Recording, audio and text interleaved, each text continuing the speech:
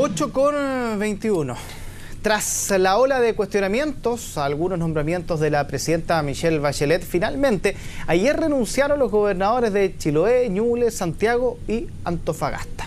Las 4 ex autoridades habían sido criticadas, entre otras cosas, por mantener procesos judiciales pendientes y ser acusados de malversación de fondos públicos. Pero quizá el caso más llamativo fue el de la ex gobernadora Claudia Plasencio, quien figuraba como indigente en la ficha de protección social. Queremos ahondar en estas designaciones y para eso vamos a tomar contacto desde Valparaíso con el diputado del Partido Socialista, Fidel Espinosa. ¿Qué tal, diputado? Buenos días. Buen día, diputado. Muy buenos días, Germán. Muy buenos días, Paula, de acá del Paraíso. Diputado, ya lo decía el presidente de su partido cuando ocurrió el primer traspié de los nombramientos a propósito de los subsecretarios, que faltaba rigurosidad. ¿Qué le parece este proceso de nombramientos cuando siguen pasando las semanas y los días y siguen apareciendo cosas a todas luces irregulares? A ver, yo creo que cuando se generan este tema de las nominaciones tiene que haber rigurosidad. Como lo ha dicho el presidente del Partido Socialista, Osvaldo Andrade, pero también por otro lado tiene que haber menos hermetismo. Entonces, la primera etapa, el tema de los subsecretarios, a lo mejor hubo poca rigurosidad, y en esta etapa, en donde sí se aplicó, supuestamente, entre comillas, algo más de rigurosidad en la selección de los candidatos a gobernadores, a Seremi, porque también hay que decirlo, hay gente que quedó fuera porque le estaba debiendo 100.000 pesos a una casa comercial y quedó absolutamente vetada fuera del sistema, y lo cual yo considero que es injusto porque hay gente que a lo mejor quedó debiendo una cuota y no debe ser ese un elemento inhabilitante para ocupar un cargo público siempre y cuando, ¿no es cierto?, se ponga al día de inmediato, porque en este país son millones los chilenos que son deudores.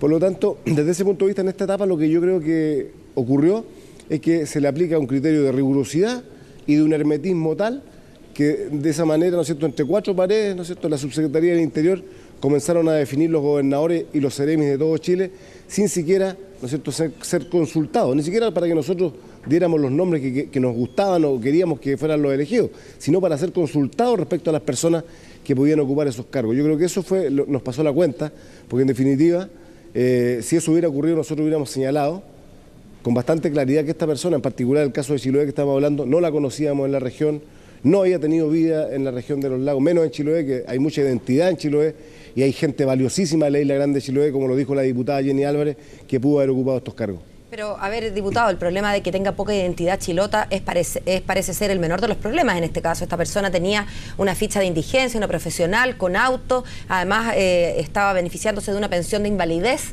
Uno se pregunta si... Entonces, lo que pasa, no me malinterprete, yo estoy respondiendo solo la primera parte de la pregunta. Respecto a lo segundo, nosotros hemos sido claros y categóricos desde un primer momento.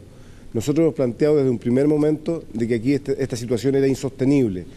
Nosotros desde el día sábado, quiero que usted lo sepa, Paola, Germán, desde el día sábado con la diputada por Chiloé comenzamos e intentamos comunicarnos por todos los medios, ya a través de la jefa de gabinete de la presidenta, a través de los canales pertinentes, el jefe de gabinete, el ministro de Interior.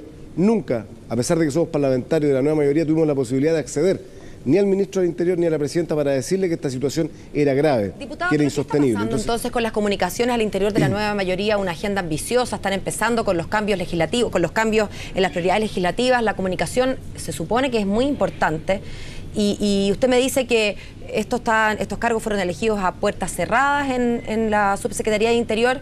Uno podría pensar que además de puertas cerradas sin conexión a internet, porque no hay que tener las puertas abiertas, digamos, para hacer una búsqueda suficientemente rigurosa como para que dé cuenta de estos antecedentes que después se entera la prensa sin necesidad de espionaje ni de mayores esfuerzos, ¿no? Entonces, ahí parece, usted señala un problema de comunicación o de hermetismo por parte de la Subsecretaría. ¿Cómo se soluciona? No, absolutamente un hermetismo, que no es culpa de la presidenta bajo ningún punto de vista. Yo creo que ella delegó una función, delega una función para que se elija bien, y aquí se encierran entre 4 paredes, señora Legue y su grupo de cercanos, y empiezan a operar para todo Chile para definir gobernadores, seremi, algunos de ellos que han sido nombrados sin siquiera que hayan sido conocidos en la región, y algunos con problemas como este caso. La señora gobernadora o exgobernadora de Chiloé mintió descaradamente al país, y eso hay que decirlo con todas sus letras. O sea, un partido, el Partido por la Democracia, que yo quiero y estimo mucho, salió respaldando algo que era insostenible de un primer minuto. Al igual, ¿no es cierto?, que el caso Antofagasta. Yo soy hijo de víctima de violación a los derechos humanos y me parece impresentable, ¿no es cierto?, que haya sido nombrado una persona que estaba recibiendo, ¿no es cierto?, un beneficio de la ley Vales y que supuestamente nunca fue preso político. Entonces, ese tipo de cuestiones tenían que haber sido minuciosamente investigadas con anterioridad para haber evitado esta situación que la sostuvieron 72 horas. Esto tenía que haberse terminado el mismo sábado en la noche y no lo hicieron. Diputado, lo que pasa es que me llama la atención, y siendo justo también con la historia, que quizás por temas iguales o menores, lo que sea, en el gobierno de Sebastián Piñera se hubiese ocurrido esto, habrían salido en masa a criticar y a pedir cabezas desde el ministerio para abajo por esta situación. Y sin embargo, en el actual gobierno vemos a la nueva mayoría que pocos hablan, y cuando hablan no se refieren a la presidenta Bachelet, y también no se pide con la misma energía quizás o rigurosidad las explicaciones al gobierno. O sea, y estamos hablando de situaciones ya bastante complejas que suman y siguen. Entonces, ¿cuál es la postura finalmente que está ocurriendo acá en la nueva mayoría? ¿Están cómodos, están incómodos? ¿Algo está pasando? ¿Siente usted que está produciendo toda esta situación? A ver, yo creo que en esto también hay que ser justo.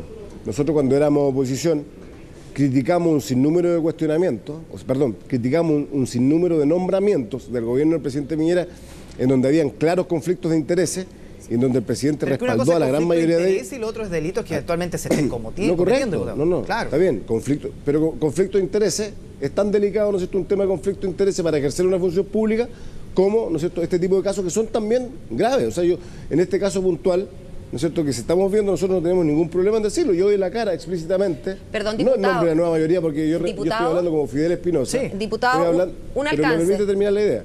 Sí. No, el alcance no, solo para terminar la idea. Sí, dele nomás.